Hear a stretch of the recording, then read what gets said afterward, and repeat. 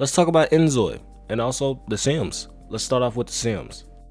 A long time ago, when I was a kid, I was introduced to The Sims busting out.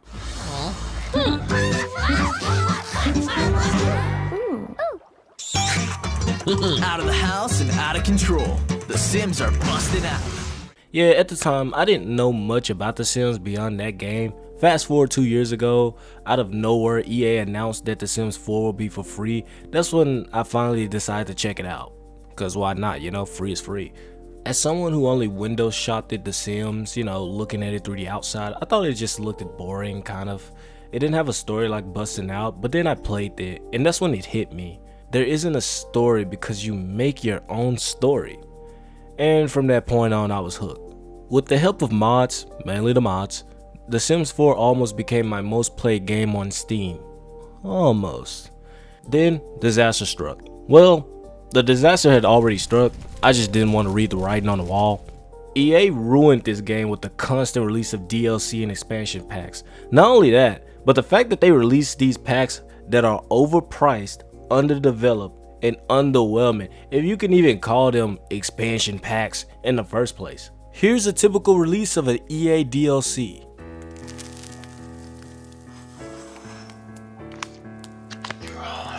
Shit.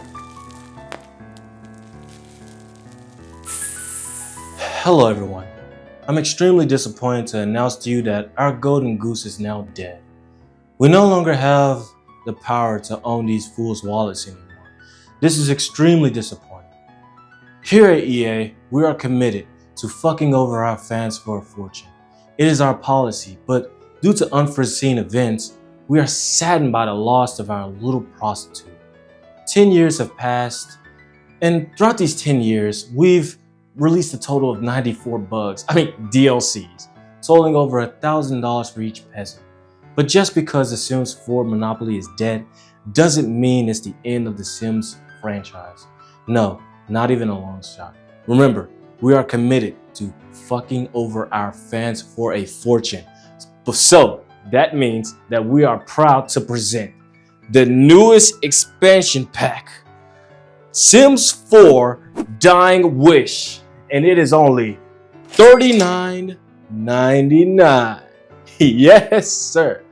So, with this pack, that means you can relive all the moments where you painfully wished and prayed that this game will get better, but then your wishes will be stomped on by yours truly. Then came the Sims 4 10-year anniversary. Yes, 10 years of The Sims 4. Just wow. And what did EA do to celebrate, you might ask? Yes? I was asking the same thing too. Nothing. Shit. Literally nothing. Until they said like a month later that, oh yeah, you remember The Sims 5? Yeah, that's not in development right now. Instead, EA is releasing yet another mobile game. Not like there's already 2 mobile games on the market, but this time it supports crossplay between PC and has multiplayer? Yeah, multiplayer, just like how The Sims 4 was originally supposed to have it before they scrapped it due to the SimCity 2013 disaster, which is a whole other story in itself. But now they're trying it again. Not because players asked for it, but because it gives them another way to milk money out of the fan base. So when it was announced that Inzoi was coming in the near future, life simulation fans rejoiced and also prayed that this game wouldn't be banished like that other game called Life by You. So now, after 25 years of The Sims, their reign of terror is finally over. And now this is where I talk about Inzoi. What is Inzoi?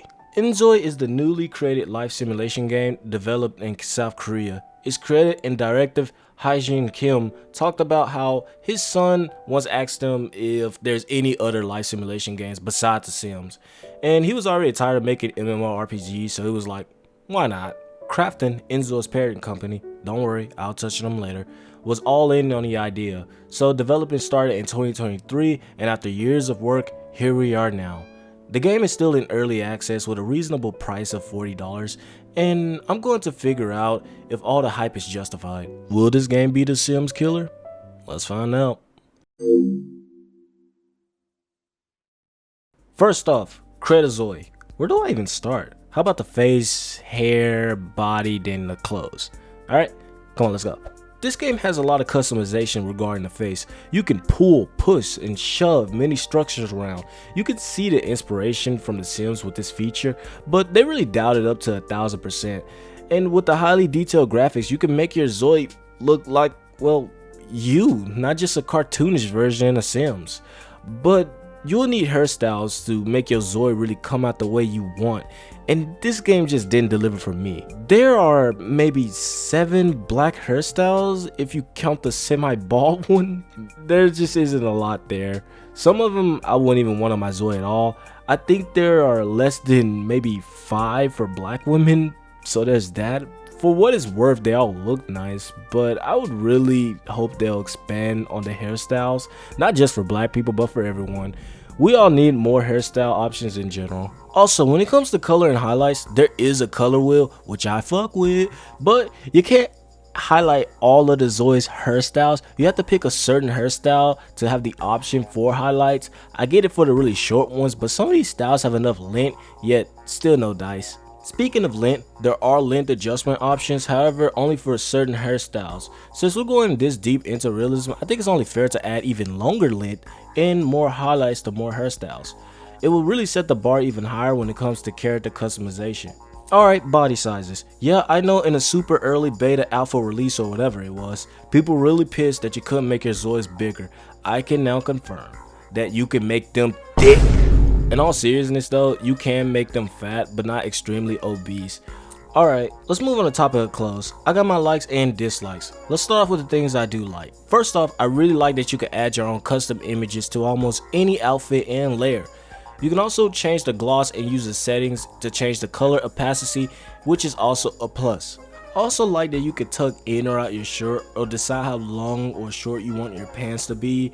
You can even give yourself a V-neck or a turtleneck if you want. It's those small customizable touches that makes the character feel more personal to you, and it's pretty much all that I like about the character customization. Alright, now let's get into the things I didn't like. First up, the custom image options. Like I said before, I like the idea, but here's the catch. You can't upload a photo without it turning into a pattern, and you can't scale it down, so you're stuck with it either being a pattern or nothing at all. Then there's a 3D printer, which is cool in concept, but in reality, it's just not all there yet. I managed to place Kirby inside the game, but at first he looked horrifying, but then it came out alright if you just look at it from the front. When it comes to turning 2D items into 3D, it just doesn't feel fully developed at all, and it just kind of feels flat. Lastly, the AI thing. Look, I don't hate AI as much as some people do.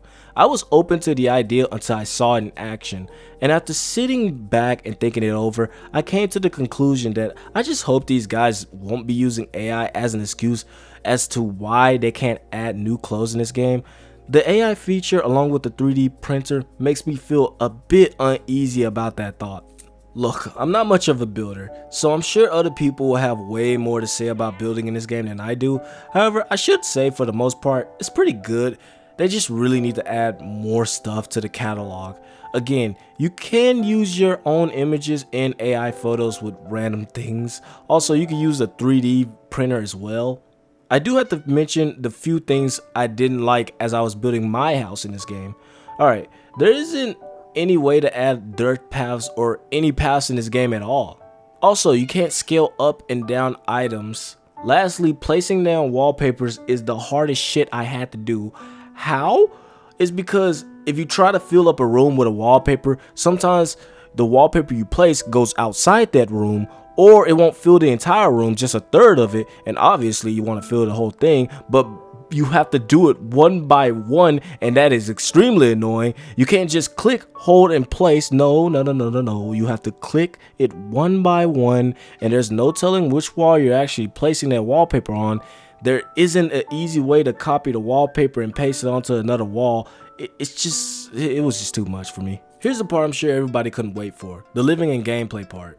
Let's get into this. Alright, I'll speak about things what I didn't like and what I liked, obviously, and I'll talk about relationships after this, and I'll end with my thoughts. First thing I like is the movement in the open world. Yes, moving around with the WASD and walking around the city, makes me feel badass and cool as fuck. Way better than pointing and clicking and then waiting through a loading screen. Speaking of loading screens, the loading screen in this game is shockingly fast. It makes me think the Sims have been like having these long loading screens just for show. Another thing is that we could change the city ourselves however we please. There are plenty of options to choose from, and that's not all. You can even edit the side lots if you want to. I also really love the active jobs in this game. You can actively get ready for work and do tasks, but unlike The Sims, you don't have to keep repeating the same grindy task. This game gives you a set schedule, and once you complete it, you can just leave work early and do whatever else you have to do with no penalty. You can also edit and change your schedule. You can lower your work hours and add more. Once you change your Zoi schedule, you can pick another Zoi from another family and see that Zoi you just changed the schedule. You can just see them, do their actual schedule. I almost forgot to mention that not all jobs are active. First thing that he mentioned is that the obvious difference is that we have active job system and not a rabbit hole. So what that really, once again, for people who aren't aware, some other life simulation games kind of have it where you say you're going to work, and then you click that button, and what that usually does is that I'm not trying to provide any shade, because that's been a good solution for a lot of people for a long time. So but you just click that button and it says that the character went to do their job, and you'll see them come back once again after the time has passed, and they'll come back and say they did their job, which is very much understandable as another solution, and very lightweight solution as well. They still do the Sims thing where they just disappear and then come back, but unlike the Sims, this game takes a lot longer. And this is probably the best feature in this game, the instant swap mechanic. I was so confused when I found this out, but you can instantly swap between playable household by clicking them and clicking that small play button, and there's no loading screen or anything. It's fucking awesome and also very useful. Lastly, I like that you could drive around this game. Hell, you could even invite other Zoids to hop in inside the car with you. However, you need to turn that on in the settings. Now, on to the things I do not like, and this will be a longer list. First off, the car mechanics. I know they said they have problems with this, and instead of working on the cars, they'll be putting a lot more effort into other areas since it's not their priority, but yikes. The driving feels like you turned on flying mode and got into a car and started no clipping. There's zero handling. I've seen Roblox games with better handling. Hell, I've seen PS1 games with better handling. I know it's not their main focus, but my god, it's just really bad. I could go on about the cars. I can go on and on about the cars. I was also confused about the fact when you hit someone, they disappear into the ether, but their soul still remains because you can't drive over their space. I will admit, I was a bit shocked when I hit somebody and they actually ragdoll. Like, don't you have to intentionally add that feature? And I didn't know where to add this part, but what's the point of the garage door if you can't drive your car inside of it? It's functional too, the garage door is functional, so there's no reason for this. Another thing that I didn't like was the hunger system and the sleep system. The hunger system is confusing for the most part. You get hungry really fast, but eating takes multiple amounts of food. Your Zoi will cook and will sit down for a while just to eat and only get half full. And when I mean a while, I really mean a while. Like, it's way more easier for you to go to like a water fountain and drink that multiple amounts of time to get your hunger meter all the way up to full rather than eating, because eating just takes way too long. The sleep need is a redundant system when you already have energy. I think they really wanted to separate their needs from the Sims, but this is not the way to do it. In the real world, we gain energy by sleeping, so splitting the two doesn't make sense. And the way to get energy is really dumb. You can't sleep to gain it. No, you have to sit and rest for a minute just to get that bar up. And that's just another need that wastes time. Speaking of time, this game takes up a lot of time out of you. I love that they have the option for longer days. However, I wish they just had a shorter time window instead of what we have. This isn't like The Sims where 1 minute equals 1 second in real life. Here, 1 minute equals 5 seconds in real life by default. You can change it in the settings where 1 second equals 3 seconds in real life, but it doesn't make much of a difference. Also, they do have a 24 real life hour setting, which I hope nobody plays legitimately. The problem I have with this is that while I enjoy spending more time playing the game, I do not want to spend more time on the game. I already sit there watching my Zoe sleep, which feels like literal minutes because a 30 times speed doesn't even feel that fast. Also, at times I get the impression that it doesn't even want to work when I manually set it, since the game doesn't want to do it itself. Overall, 96 minutes as a default setting is just insane. The Sims is only 24 minutes.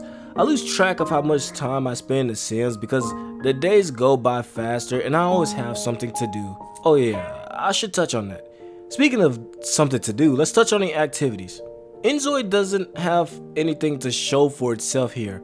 I mean, you could go to places like the park, the convenience store, the PC cafe, the normal basic cafe. I get that. However, there isn't anything here to make the game feel like there's more than just visiting places.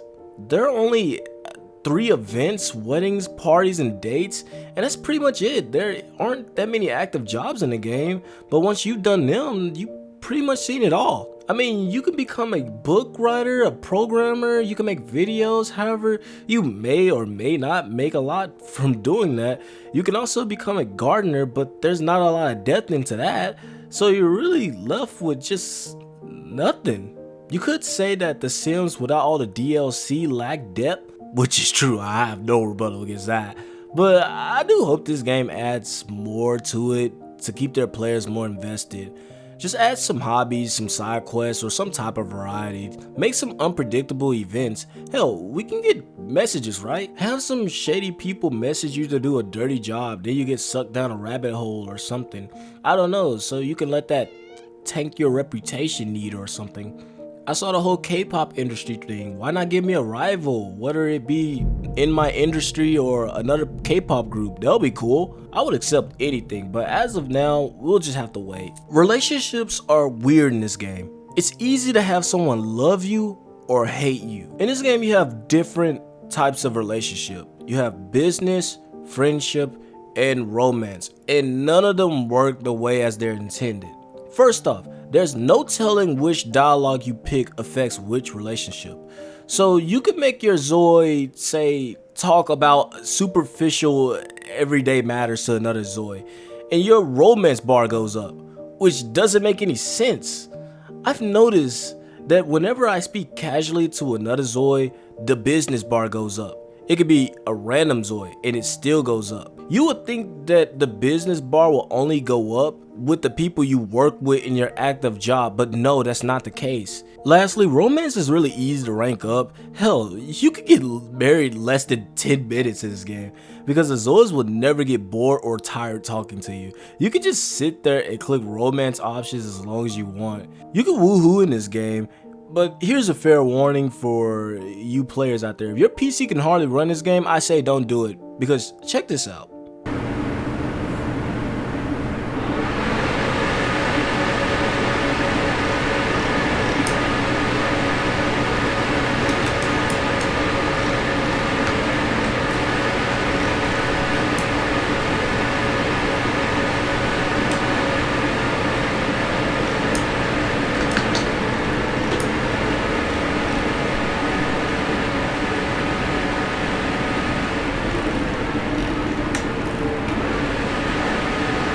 Yeah, that was fucking so hard, my PC was throbbing. As you could tell, I don't know why that's lagging my game, but it did, and I have no clue. I just have no clue. You can also have a child in this game. I was scared. I thought my child was Korean because of the video and the image they showed. But that's all for now. Let me finally get to my thoughts.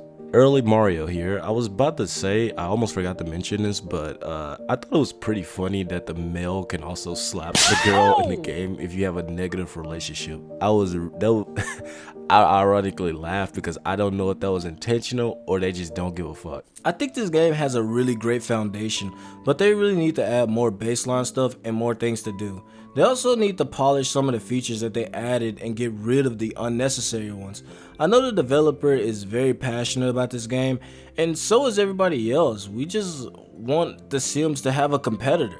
I just hope this game doesn't get slept on or get ruined by its parent company, Krafton, who made PUBG, one of the worst offenders in the loot box scandal a few years back. That said, we'll just have to remain skeptical. Back on topic, I feel like Inzoi is focusing way more on quantity rather than quality right now. They seem to be asking what more can we add rather than should we add this feature. For example, right now, they're adding another map in the game, which is cool, but don't you think it's a bit too soon? You can't even traverse between the two maps we have. I already know most people gonna say, what about the modders? The modders are gonna fix it.